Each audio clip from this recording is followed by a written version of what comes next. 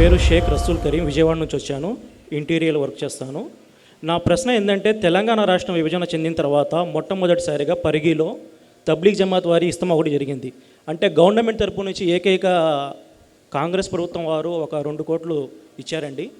అయితే బీజేపీ ప్రభుత్వం ఏం చేస్తుందంటే, వీటి వల్ల వీళ్ళు ఉగ్రవాదులు, దేశ ద్రోహులు, వీళ్ళకి గవర్నమెంట్ తరపు నుంచి ఫండ్స్ ఇవ్వడం ఏంది అని ఇలా జరుగుతున్నారు.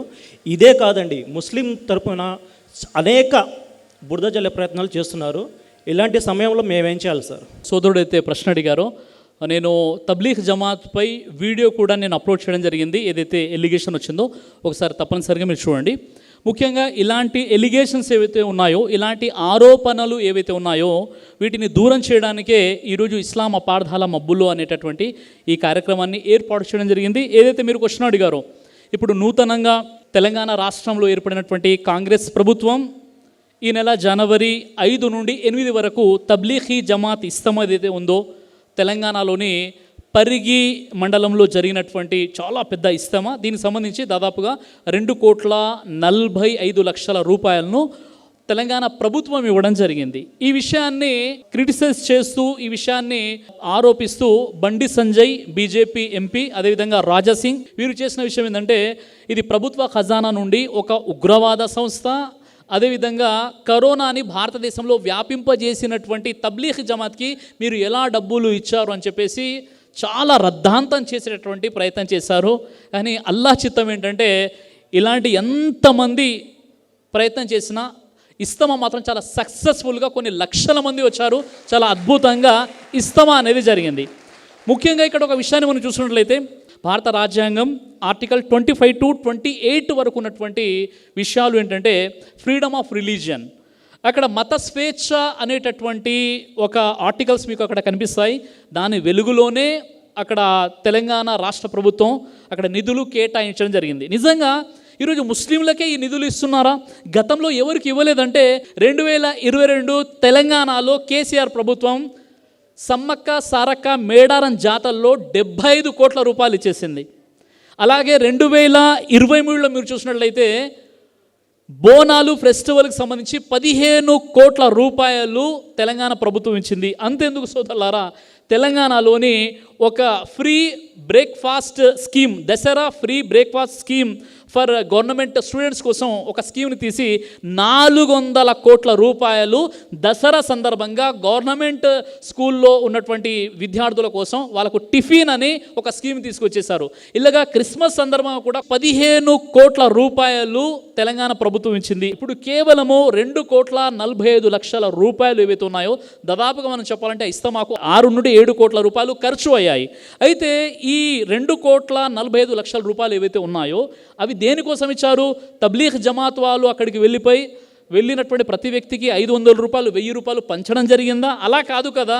నిజంగా చెప్పాలంటే తబ్లీగ్ జమాత్ సోదరులు ఎవరైతే ఉన్నారో చాలా ఇఖ్లాస్గా వారి పనులు వాళ్ళు చేసుకుంటూ ఉంటారు. నిజంగా చెప్పాలంటే డబ్బులు కూడా వాళ్ళు అడగలేదు Islamic Jamaat. Local Parigi collector Telangana రాష్ట్ర ప్రభుత్వాన్ని పరిగి కలెక్టర్ రికమెండేషన్ చేశారు. ఇక్కడ ఇంత పెద్ద భారీ ఎత్తులో ఇస్తమా జరుగుతుంది, కొన్ని ఏర్పాట్లు కావాలంటే అక్కడ రోడ్డు, అదేవిధంగా కొన్ని వందల ఎకరాల్లో ఉన్నటువంటి ఆ యొక్క స్థలాన్ని దాన్ని క్లీన్ చేయడానికి, అదేవిధంగా వాటర్ ఫెసిలిటీ, మరుగుదొడ్లు, దీనికోసం ఖర్చు పెట్టారే తప్ప ఈ డబ్బులు తబ్లీగ్ జమాత్ అక్కడ ఇస్తమాలో పాల్గొన్నటువంటి వారికి అక్కడికి డబ్బులు పంచడం జరగలేదు. మొట్టమొదటి విషయం. అయితే ఏదైతే మీరు క్వశ్చన్లో ఒక విషయం అడిగారో, ఇది ఉగ్రవాద సంస్థ అని వారు అంటున్నారో, నిజంగా చెప్పాలంటే ఉగ్రవాదులు, నిజమైనటువంటి ఉగ్రవాదులు ఎవరో ప్రపంచానికి తెలుసు. నిజంగా ఉగ్రవాదాన్ని ప్రేరేపించేలాంటి ప్రసంగాలు ఎవరివో కూడా ప్రజలకు తెలుసు. నిజంగా చెప్పాలంటే తబ్లీగీ జమాత్ సోదరులు ఎవరైతే ఉన్నారో, నిజంగా జమాతుల్లో నేను స్టార్టింగ్లో ఎప్పుడైతే నాకు ఎక్కువ నాలెడ్జ్ లేదో, నేను కూడా ఒక జమాత్లో వెళ్ళినటువంటి వ్యక్తిని. అంటే పూర్వం నాకు ఎప్పుడైతే ఎక్కువగా విషయాలు తెలియదో అప్పుడు బేసిక్ విషయాలు నేర్చుకోవడం నేను కూడా జమాత్లో వెళ్ళాను. జమాత్లో 6 విషయాలు ఏవైతే చెబుతారో, చేనెంబర్ అని చెప్పేసి బేసిక్ విషయాలు, ఇది చాలా అవసరమైనటువంటి విషయాలు పాపవారు చెబుతూ ఉంటారు తప్ప నిజంగా అలాంటి బోధనలు, ఉగ్రవాదము అలాంటివన్నీ కూడా ఆరోపణలు మాత్రమే. నిజంగా తబ్లీగ్ జమాత్ వారు లేదా ముస్లింలు చేసిన విషయం ఏంటంటే, అక్కడ మీకు ఏదైతే ఎలిగేషన్ వచ్చిందో, కరోనా టైంలో కరోనాని వ్యాపింపజేయడానికి తబ్లీగ్ జమాత్ వారు నిజాముద్దీన్ ఢిల్లీ మర్కజ్ కారణమైందని ఒక అభూత కల్పన కల్పించడం జరిగింది. వాస్తవంగా చెప్పాలంటే హిందీలో, హైదరాబాద్లో ఒక మిసాల్ చెప్తుంటారు, నాచ్నే నియాకే అంగన్ తేడి హే బోల్తే అని ఒకటి ఉందన్నమాట.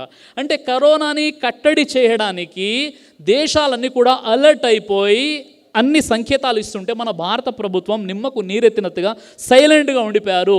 ఆ తర్వాత ఎవరైతే ఆ మర్కస్లో ముందుగానే ఫిక్స్ అయినటువంటి ప్రోగ్రాంలో ఉన్నారో అచానక్ జనతా కర్ఫ్యూ తర్వాత వెంటనే అక్కడ వాళ్ళకు ఇక్కడ మీకు లాక్డౌన్ ప్రకటించడం జరిగిందో అక్కడ ఉండిపోయారు. అలా ఒక ప్రాబ్లం జరిగింది తప్ప కరోనాని వ్యాపింపజేయడానికి తబ్లీగ్ జమాత్ ఆ విధంగా చేసిందని చెప్పడం పెద్ద మూర్ఖత్వం, పచ్చి అబద్ధం ఇది.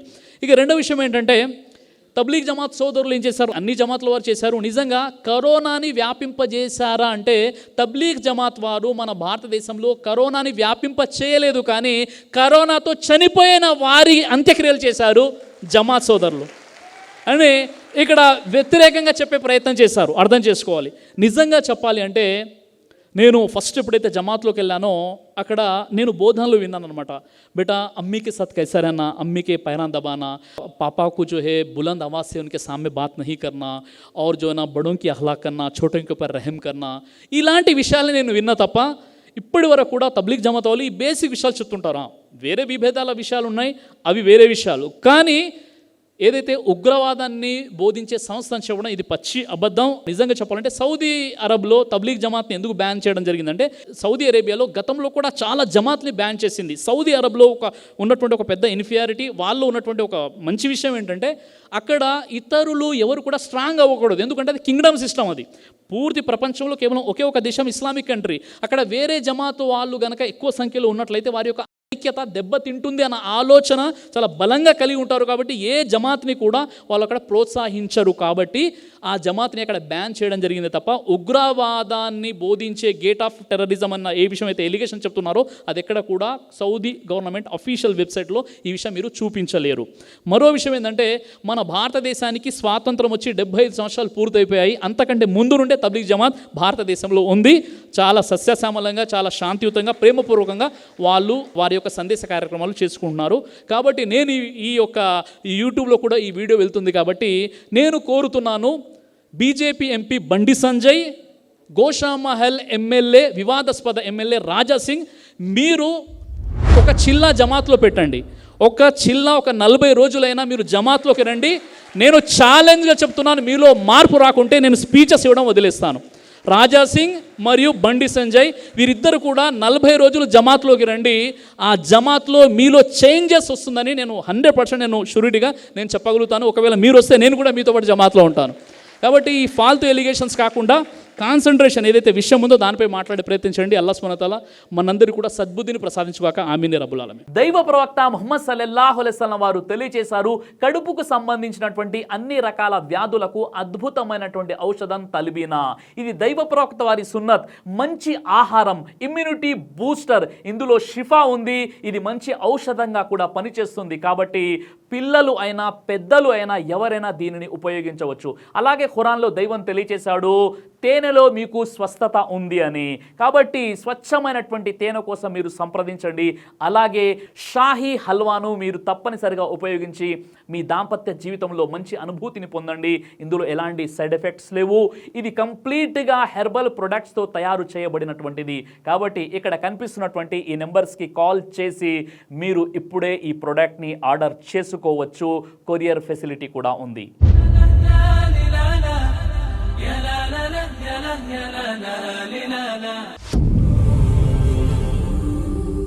బ్రదర్ సిరాజ్ అని యూట్యూబ్ ఛానల్ని మీరు సబ్స్క్రైబ్ చేసినట్లయితే ఇన్షాల్లా దేవచిత్తం అయితే మీకు వీడియోస్ వస్తుంటాయి. అదేవిధంగా బ్రదర్ సిరాజ్ అనేటటువంటి ఫేస్బుక్ని కూడా లైక్ చేయడం వల్ల మీకు వీడియోస్ వస్తుంటాయి.